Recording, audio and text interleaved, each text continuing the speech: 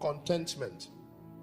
See, it's something you don't hear in so many Christian circles because it is directly opposite to the spirit of greed and covetousness that has percolated and permeated, the fabrics of many people, including those of us who say we are believers. But when you read God's word, you will see how the Bible clearly teaches about contentment. Hallelujah. And if you see an unbeliever, someone who has never seen Jesus, but they practice contentment, you will see a difference in their lives. They are not running the rat race. They are not under pressure to impress anybody. They are not forming.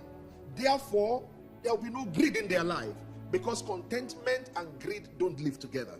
So, verse 13 is what we all know. I can do all things through Christ who strengthens me. But we don't know that the context is that whether I have a lot or I don't have, I am okay.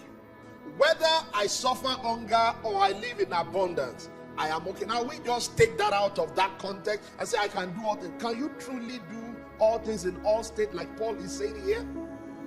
He says, I have learned. In other words, it's not a spiritual gift. Nobody should say, I wish I have contentment.